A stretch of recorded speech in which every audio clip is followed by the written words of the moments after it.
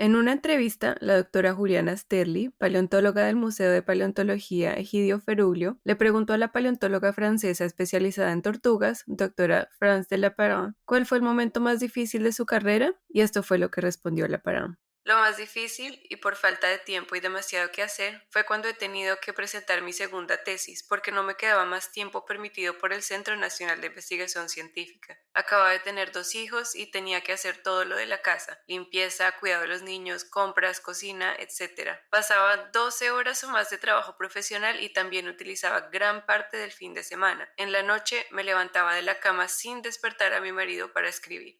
No todas las personas que hacen paleontología y en general otras ramas de la ciencia parten de las mismas condiciones iniciales. Sin lugar a dudas, las mujeres deben enfrentarse a techos de cristal y pisos pegajosos que son invisibles cuando leemos un artículo o una publicación científica de su autoría.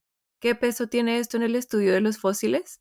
Aunque constantemente se encuentran fósiles de especies extintas hace cientos, miles y hasta millones de años, el evento de fosilización es extremadamente raro. Menos de una décima parte del 1% de las especies que han existido se han fosilizado, y una proporción aún más pequeña es recuperada y estudiada. Es decir, tenemos una visión muy incompleta de la diversidad del pasado. Y en el futuro, quien quiera que desentierre nuestros rastros, quizás nuestros tataranietos, quizás aliens, tendrán una visión muy incompleta del mundo que está a nuestro alrededor hoy. Con tan poca información disponible, es supremamente importante aplicar diferentes técnicas y puntos de vista para estudiar los fósiles que tenemos y así poder entender un poco más la vida del pasado. Esto lo hemos aprendido en Shots de Ciencia. Como parte de la serie que estamos haciendo sobre mujeres en paleontología y demás episodios sobre investigaciones de científicas colombianas y latinoamericanas que viajan al pasado, hemos podido conocer desde los mares del Cretácico hasta los bosques tropicales de los dinosaurios. También nos hemos preguntado por cómo eran los ambientes del pasado, incluso qué comían los perezosos gigantes extintos hace millones de años. A través de trabajo de investigadoras como Camila Martínez, Mónica Carvalho, Julia Tejada, Ana Bedoya, María Páramo e incluso la mismísima Matilde Dolgopol, hemos tenido acceso al detrás de cámaras de la paleontología. Sus estudios y publicaciones evidencian nuevas maneras de entender el pasado y, con ello, de aproximarnos al presente y los posibles futuros que podrían depararnos. Sin embargo, desconocen las condiciones, el trabajo y los sacrificios que muchas veces tiene que hacer una mujer para poder investigar en la paleontología. Estas consideraciones personales son frecuentemente olvidadas cuando se habla de ciencia, pero hay que recordar que detrás de todos los artículos y publicaciones hay, al final, personas. Muchas de estas luchas secretas están particularmente amarradas al hecho de ser mujer. Se espera que nuestros buenos años sean dedicados 100% a nuestra profesión, pero que nos olvidemos de alguna manera de nuestra vida personal. A veces se espera que seamos máquinas y que produzcamos un montón de ciencia, de datos, de información científica, pero es como si se esperara a la vez que sacrifiquemos como nuestra vida personal y si queremos tener una familia, ¿no? Por ejemplo. Quizás algunos ya reconocen esta voz. Es Dirley Cortés, una investigadora colombiana que está haciendo doctorado en la Universidad de McGill en Canadá. Aunque en el episodio anterior hablamos de su investigación, en este nos gustaría que conocieran algunas de sus reflexiones sobre ser mujer latinoamericana haciendo paleontología. Nos enseñan que el éxito es lo más importante y entonces no importa que tenemos que romperla, aun si eso significa no regresar a Colombia mucho tiempo, si eso significa no poder tener una pareja a distancia, si eso significa no poder tener un bebé, si eso significa no poder irse de viaje solo por irse de viaje. Así que es súper triste porque muchas de nosotras pasamos por eso y muchas de nosotras lo mantenemos en silencio, porque comunicarlo en espacios que no son seguros, a veces incluso Durante una de las expediciones paleontológicas más grandes que se haya llevado a cabo en Colombia, en el desierto de la Tatacoa en el Huila, me senté con Dirley a hablar de nosotras, de quiénes somos, de qué significa ser mujer colombiana y latinoamericana estudiando en otro país. Yo soy Elena Stiles, paleobotánica colombiana, y con este episodio terminamos un especial sobre mujeres en la paleontología que hicimos con el apoyo de la Sociedad Paleontológica de Estados Unidos. ¿Cómo es hacer paleontología siendo mujer latinoamericana? ¿Qué acciones podemos tomar ante este panorama? Acompáñenme a este episodio de Shots de Ciencia.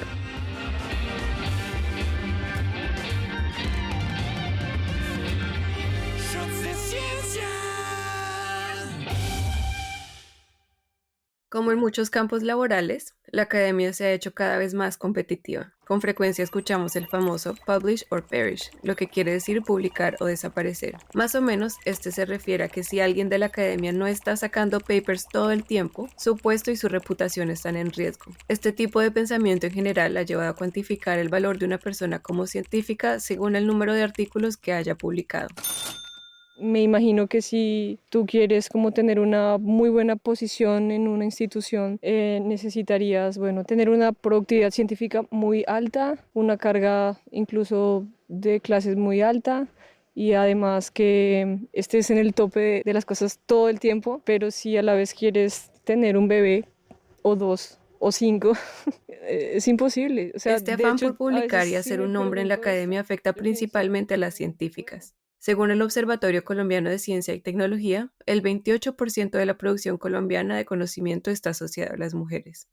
En otro análisis liderado por Camilo Aguirre López y Diana Farías, encontraron que hay una amplia disparidad de género en la publicación científica en Colombia que persiste a lo largo del tiempo. Es más, está creciendo. Las mujeres cada vez publican menos en las ciencias médicas y la brecha de género ha aumentado en la publicación per cápita. Ser mamás o tener una familia son factores que terminan condicionando esta disparidad. Yo pienso, no puedo, pero a la vez es como que tenemos un tiempo determinado para hacerlo y ese tiempo coincide con los años en los que más se espera que seas productivo a nivel científico y pues es doloroso saber que muchas mujeres se sienten obligadas a escoger una cosa o la otra. Yo he hecho las cuentas. Según datos históricos recolectados por la Fundación Nacional de la Ciencia en Estados Unidos, la edad promedio para recibir un doctorado en este país es cerca de 31 años, 32 para las mujeres. Una vez recibido el título, si una mujer quiere permanecer en la academia, lo que le espera es probablemente un periodo de inestabilidad laboral de unos 7 años, incluyendo posiciones postdoctorales y periodos de prueba antes de llegar a una posición fija. Esta temporalidad de la carrera para conseguir un trabajo académico coincide con los años de fertilidad de una mujer promedio. De hecho, para cuando llegue a los 30 la fertilidad comienza a disminuir y para la mitad de esta década ese declive sucede cada vez más rápido. Esta es una problemática que se ha abordado por mujeres en la ciencia una y otra vez. Sin embargo, no es común tener conversaciones abiertas sobre el tema con nuestras colegas. Y siento que a veces a nosotras nos meten en la cabeza que tenemos que estar en el tope e inclusive competir entre nosotras mismas y no nos quieren unidas, no nos quieren fuertes. No es conveniente para el sistema. Y muchas de estas posiciones están ocupadas por hombres blancos privilegiados y para nosotras es demasiado difícil. O sea, ¿cómo es posible que tengamos que escoger entre nuestra vida profesional y nuestra vida personal? Por ejemplo, en Colombia, del total de investigadores reconocidos por el Ministerio de Ciencias, el 38% son mujeres. Y del total de líderes y lideresas de grupos de investigación, el 34% son mujeres. La carrera de una mujer en la ciencia termina atravesada por cuellos de botella que los hombres no deben enfrentar, incluso si en los pregrados de ciencias naturales y matemáticas arrancan más mujeres que hombres. En una investigación dirigida por Carolina Franco Orozco y Bárbara Franco Orozco, las investigadoras colombianas analizaron datos del Observatorio Laboral para la Educación del Ministerio de Educación en dos periodos de tiempo, entre el 2001 y 2010 y entre el 2011 al 2014. Se dieron cuenta que después del pregrado, en niveles de maestrías y doctorados, el porcentaje de mujeres graduadas era menor que el de hombres, salvo para las carreras de ciencias de la salud para ambos periodos. Sin embargo, la carga sobre las mujeres científicas va más allá de su deseo o no de tener una familia o de cumplir los roles heteronormativos de cuidadora, por así decirlo.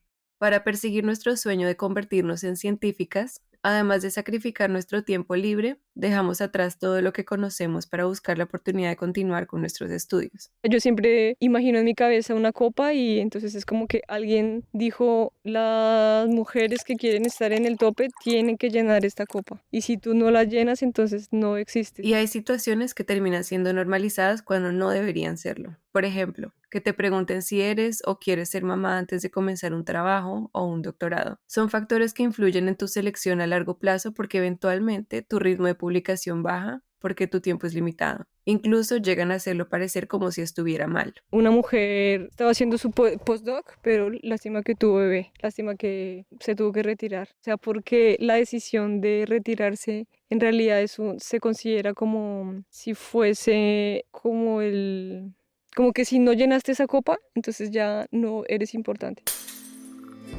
Y además de lo normalizadas que están este tipo de situaciones, conversar se vuelve incómodo y en ocasiones es preferible censurar estos temas en espacios que no son seguros. Sí, porque como se espera tanto de nosotras, pues no queremos decepcionar a nadie, no queremos que nuestro PI piense que somos incapaces, no queremos que nuestros compañeros digan qué tipa tan débil. Llegó rompiéndola y ahora parece que no pudo. Con PI o PI, delay se refiere al investigador principal, quien es generalmente él o la jefe de un laboratorio donde los estudiantes de posgrado realizan sus estudios. Y es interesante que se refiera a este término en inglés, porque hace eco al hecho de que las oportunidades y recursos para conseguir una educación en paleontología y en muchas otras ciencias en Colombia y otros países de Latinoamérica sean muy, muy escasos.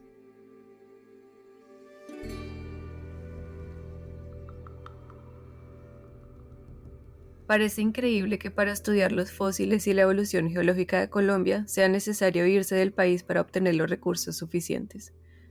Es verdad que es raro que en Colombia consigamos becas que nos den un espacio en un laboratorio y un estipendio para vivir. Sin embargo, en muchos casos las condiciones en países como Estados Unidos o en Europa, aunque distintas que en Latinoamérica, tampoco son óptimas. Pero, ¿qué se siente tener que salir de tu país porque simplemente no encuentras oportunidades para estudiar lo que quieres?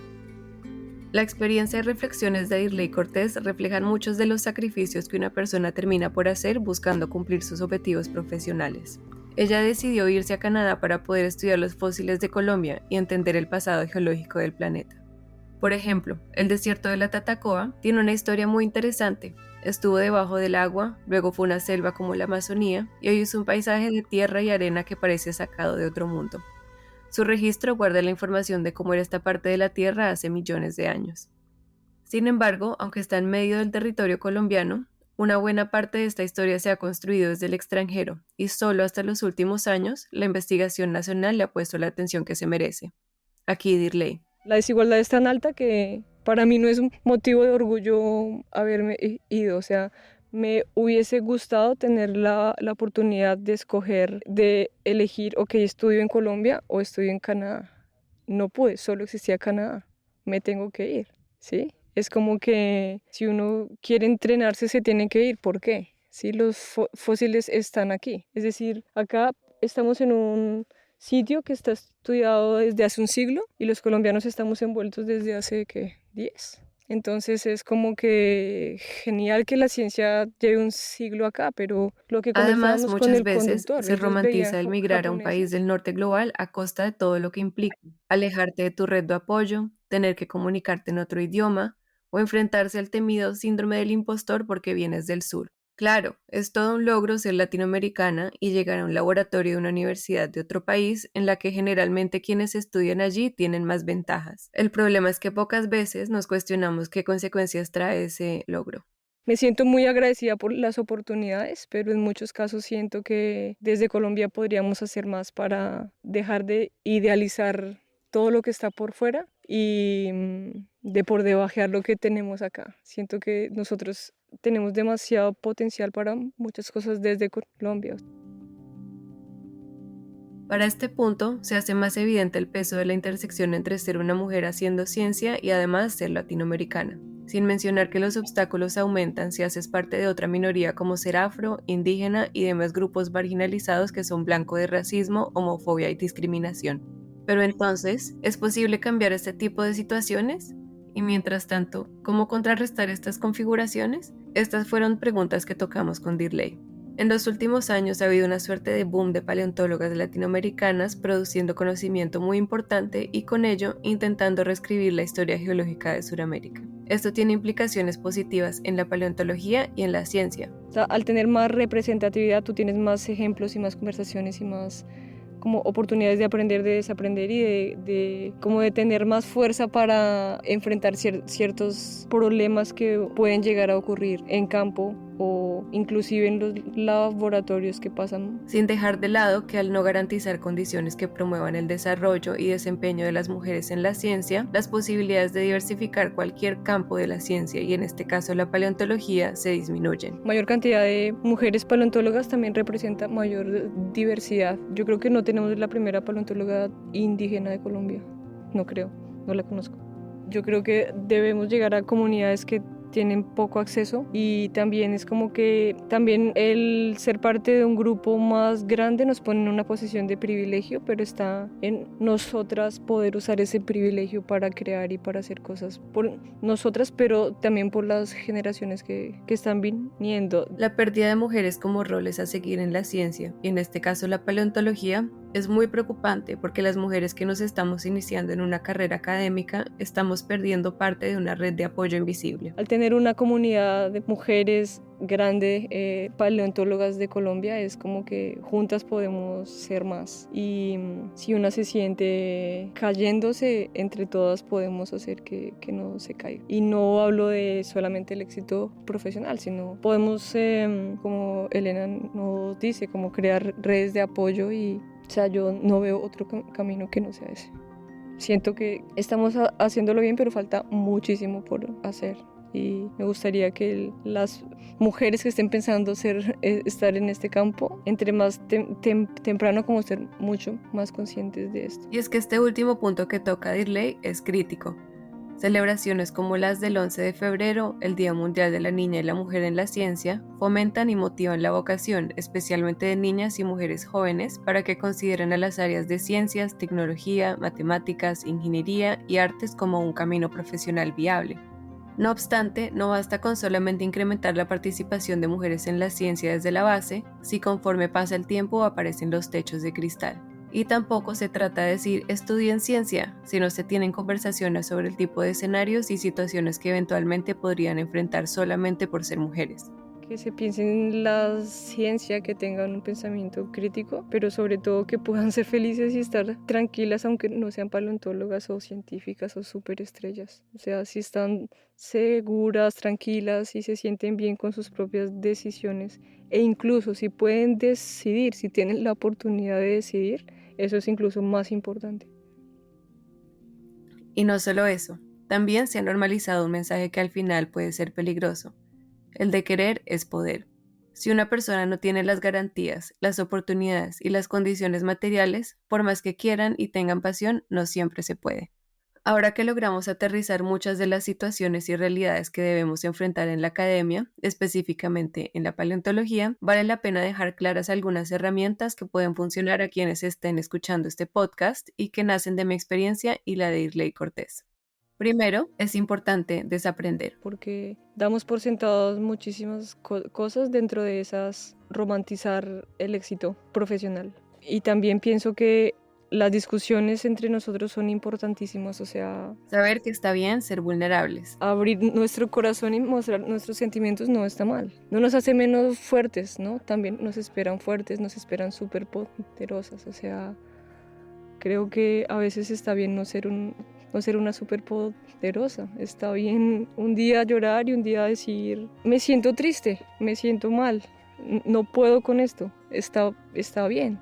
Y yo creo que es importante como abrir las discusiones, especialmente en escenarios incómodos.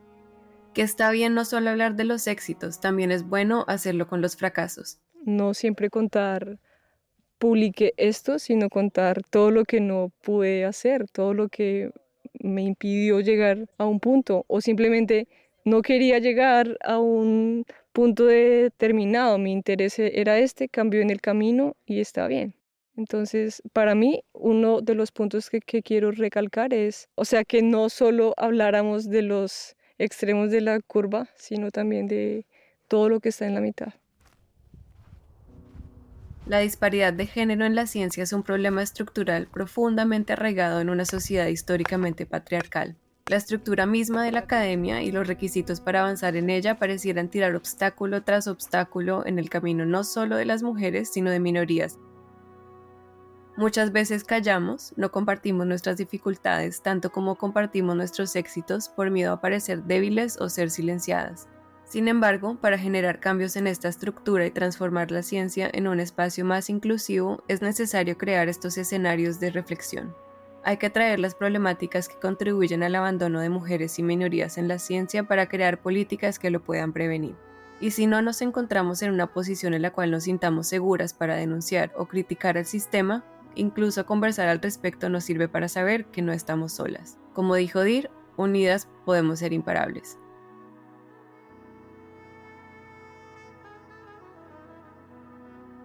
Mi nombre es Elena Stiles. Muchas gracias por acompañarnos en este especial. Les invitamos a seguir esta importante conversación a través de las redes sociales de Shots de Ciencia y, sobre todo, con nuestros amigos y amigas, familia, colegas y esas personas que nos rodean. Un agradecimiento especial a todas las mujeres que nos contaron sus historias, al Museo de Historia Natural de la Tatacoa, al Instituto Smithsonian de Investigaciones Tropicales y a la Sociedad Paleontológica de Estados Unidos. No olviden que pueden sumar su apoyo a Shots de Ciencia compartiendo este episodio o a través de Mercado Pago o Patreon. Los enlaces los encuentran en la descripción. Nos vemos en una próxima.